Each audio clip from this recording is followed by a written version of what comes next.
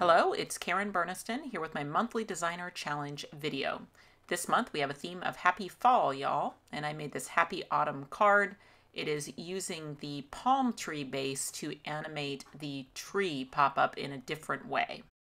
And you can check out all of our die designs at karenburniston.com. You always choose your own card size. So for today's card, I am starting with a piece of cardstock that is 9.5 inches by 6 inches, scored in the middle for folding. And for decoration, I will be using the Crosshatch rectangles die set, along with a piece of checked pattern paper and some plain orange cardstock. I'm using the largest die in the set, the biggest crosshatch rectangle, with the checked paper. And then for the orange cardstock, I've nested the next two dies together. And by nesting them together, I will get a thin frame to decorate my card. So I won't be using the rectangle, but I will be using the frame. And I repeated that die cutting 2 more times because I'm using the same decoration on the front of the card as in the inside, which is the large checked rectangle and then the thin orange frame. Then I went down to the third largest crosshatch rectangle with my orange spotted paper. And for this rectangle, I want to cut it in half. So I'll just fold it in half to find the center and then put that little fold line right in my trimmer to cut it in half. So these rectangle halves are going to butt up next to the fold in the card, but I would like to leave a gap actually at the fold just so that the paper won't bunch. So I'll use the card to decide how much of a gap I need, and then use some temporary removable tape to hold those two pieces together with the gap. And into that piece, I am going to cut the pop-up die from the palm tree pop-up die set. So that's this die here. It has the little alignment nubs to go right over the fold of the card. In this case, the fold is actually the gap, so I'll just center that and use some temporary removable tape to hold that in place while I die cut. And what this die does is cut 2 tabs on either side of the fold. Those fold up into the card and they hold on the base of the palm tree to make it pop up. So when I go to glue this inside my card, I just want to make sure that I do not use any adhesive underneath the tabs themselves. I recommend a strong adhesive for attaching pop-ups inside the card. I'm using my LINECO neutral pH adhesive in my fine tip bottle, and we do sell both of those items on our website. And then once the pieces are in place inside the card, then I can carefully go in and remove the temporary removable tape that was holding the 2 sides together. From brown cardstock, I'll die cut the base of the palm tree pop-up as well as the palm tree trunks, and then also one of my trees. Now I'm done with the die cutting using the palm tree die set, but I do need to go back through and get a second tree. So the idea here is to use the palm tree trunks because they have the mechanism built in.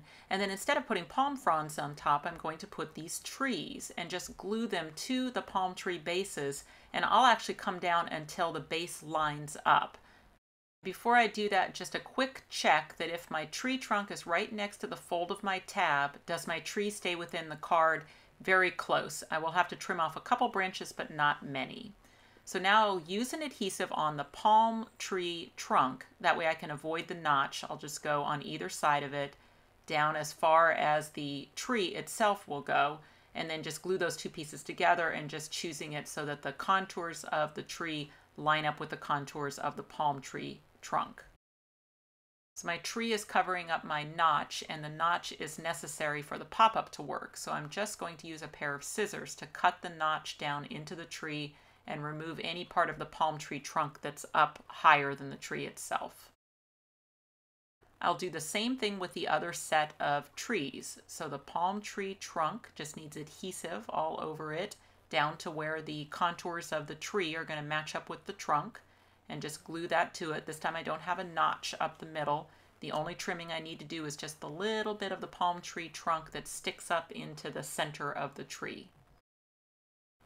Now, typically, if I was making a palm tree, I'd have a palm frond to go on the top of that notched tree to kind of seal it off. So I don't have that this time, so I'm going to just use an extra branch. So I cut another tree, just cut off one branch, and I'll just keep that with my pieces for now, while I work on the base of the palm tree. There are 6 score lines in this piece, and they all need to be folded in the same direction. So either all valley folds or all mountain folds.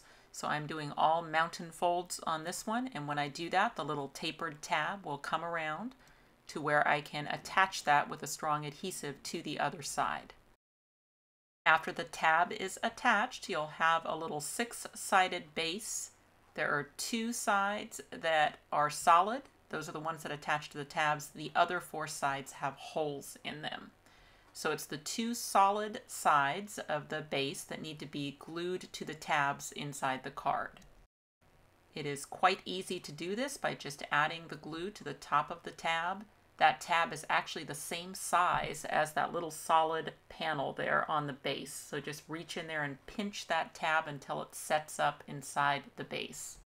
And then I just need to repeat that process on the other side. So I can move the base out of the way so that I have access to the tab, add some glue all over that tab, put the base down over the top of it, reach in there and pinch so that that tab is firmly attached inside the base. And then once the glue sets up, go ahead and close the card. That will collapse the base, give everything a good press in the closed position. Okay, time to add the trees. And the first tree I want to add has the notch up the middle. And what I want to do is just hook the little tab at the base of the tree through one of the holes on the base, and then go diagonally across the folds to the other side and hook in the other tab. So there's no adhesive needed for this. It's super easy.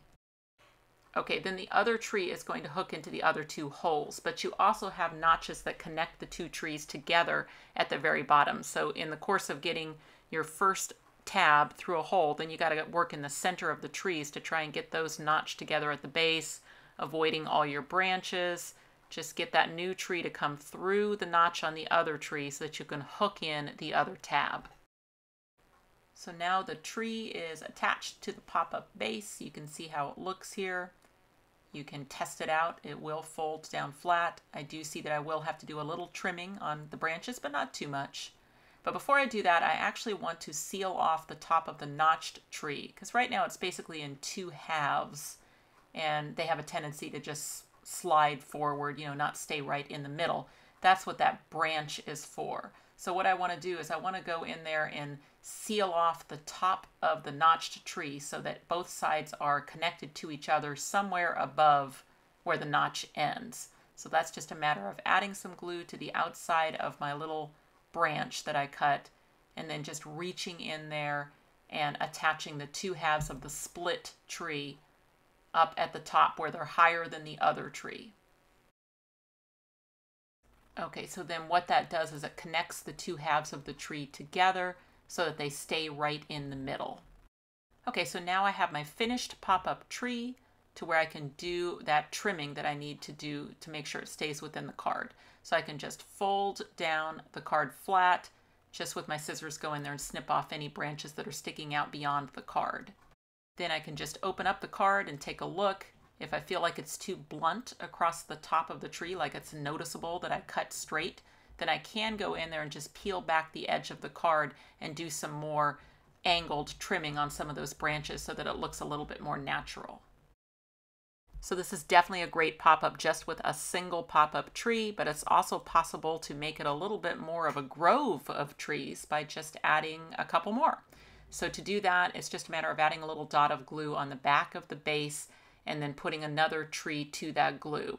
And it will have to be up in the air a little bit so that it can close down. So you'll have to possibly do some adjustments. That might mean trimming a couple branches. It definitely means testing it and making sure that you don't have a catch point as you close your card. You might also go in and trim that sharp point on the edge of the tree trunk just so that it can slide easier on the card as it closes. Then I just repeated that on the other side so that I now have a triple tree pop-up. In my scrap bin, I found a partial piece of paper that had every type of autumn color in it, so that's perfect for this die that comes with the tree set that will cut 6 leaves at a time, and you can cut through 2 layers at a time, so you can definitely get 12 leaves in one pass through your machine. And then it's just a matter of adding a little glue to various branches and putting leaves on. Always a good idea to test your pop-up after you add a leaf and make sure that you didn't create a catch point. And that goes for the leaves on the ground too, that you don't put them right where those other trees are going to come down and scrape against them. I finished out my card's interior with a greeting using word set 7. And then on the right side of the card, I just added another crosshatch rectangle as a place to sign it. And now all I need is a card front. And one thing that I love to do, you've heard me say it before, is the simple lead-in.